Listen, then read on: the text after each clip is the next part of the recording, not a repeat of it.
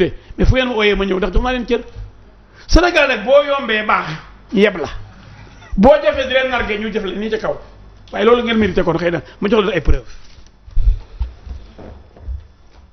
alors Sénégal yëpp ñu may déglu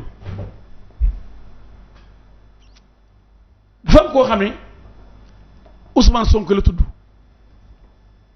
nit la koo xam ni même ci affaire aéroport bi ci terrain yi sàcc na ci moom benn syndicaliste weddee na ñëw suba la ci tontu sàcc lay def ci ay terrain yi lu nekk ci lay dund waaye tey terrain bii laay wax man dafa yore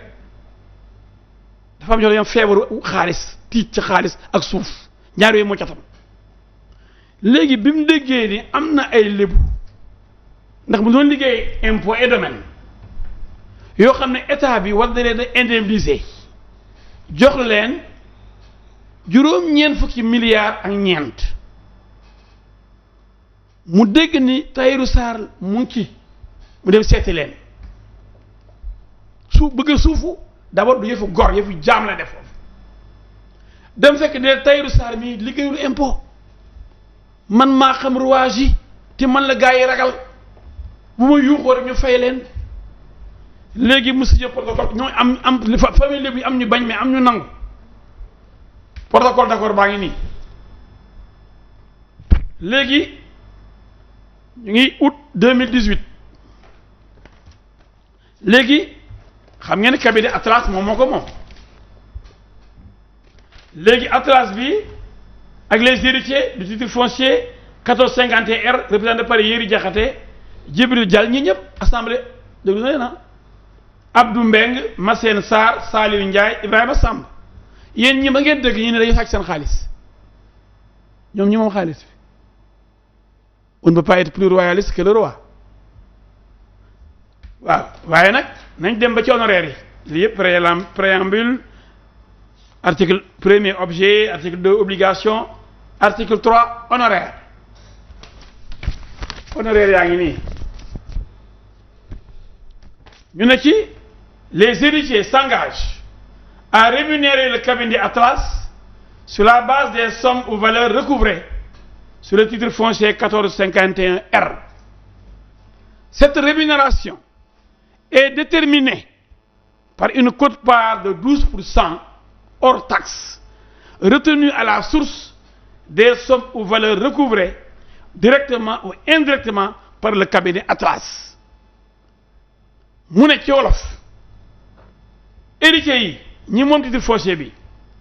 war nañoo fay honoraire comme ni ñu fay avocat yi 12% bu dee cabinet Atlas boobu mu samp fexe na ba xaalis bu dugg te moom moo koy encaissé daa leen jox sax après numéro compte bancaire bi mu joxe woon pour ñu def ci xaalis bi dëgg de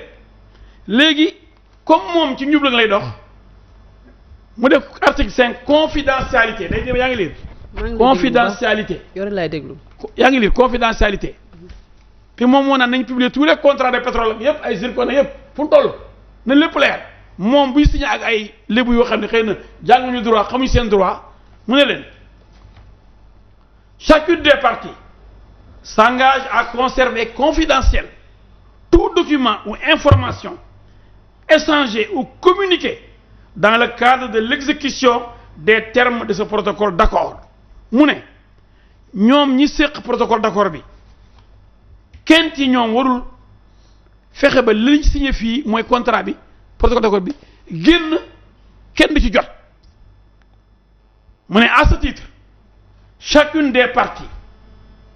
s'engage à ne procéder à aucune divulgation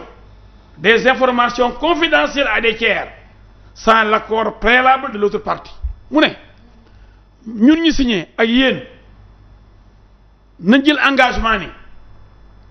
kenn du génn secret bi nekk kenn du fexe ba génn li nekk ci contrat bi ti tàgguwoo keneen ki ba mu d'accord bu d'accord war a koo génne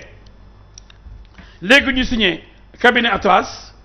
les représentants des héritiers Yéri Diakhaté signé Djibril Dial Abdou Mbeng Massène Sarr Saliou Ndiaye Ibrahima Samb annexe procuration des mandataires procuration des héritiers au cabinet Atlas Sarr tableau des héritiers mentionnés sur le titre foncier 1451 R feuille de présence. alors maître ba pare ko s'il te plaît réunion affaire TF 1451 avec le cabinet Atlas, membre de la famille héritière leer na defe naa Dakar Times génn ko tey Moutbane ñu li prénom Amadou Cissé contact 78 125 66 66 émargement Amadou Cissé Yeri Diakhaté 77 666 81 51 mu signé Massène Sarr 77 682 05 98 mu signé Momar Faye 77 547 16 74 mu signé Saliou Ndiaye 77 etc. Modou Mbeng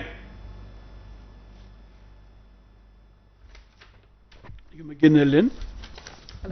may ma signature Sonko bi mais sarax na leen ma rek tuuti Atlas voilà mu ngi nii fii la gën a leeree quoi parce que man li may wax day leer voilà après Modou Mbeng Djibril Diall 77 720 70 63 Ousmane Sonko dimbale ma rek nay demee nga xoolal Ousmane Sonko li ñu ko bindee moom Isma Ba mi ni mooy gérant mi mu def gérant Atlas te lépp moom mooy nitam c'est dans fu ñu bind Ousmane Sonko. topp liste bi rek nga xool mbind mi gën a bon mel ni médecin. Amadou affaire truand mooy bind Ousmane boo xam ne. Amadou Cissé de mi ngi fii Yeri Diakhaté Massène Sarr Momar Faye Saliou Ndiaye Abdou Meng Djibril Diall oui Ousmane Sonko. lii ko ci kaw. Ousmane Sonko. mbind mi est-ce que mbind du mbind truand ngeen ko bindee. loolu nag wóoruma maître. non seetal jëpp dañu mbind seen leere ak yow yaa ngi ko mais gis ngeen ko Ousmane bi ni ko bindee tuuti. maître en tout cas gis naa Ousmane Sonko mais loolu moom la wóor. moo la beneen càcc bu nekk ci biir. ba mu bindee Ousmane Sonko ba Isma Ba ñoom ñaar moom ak gérant ki mu def gérant Atlas ñoom ñaar ñoo xam nga bu ñu def feuille de président ñaa ngi den seen tur ma tegalanto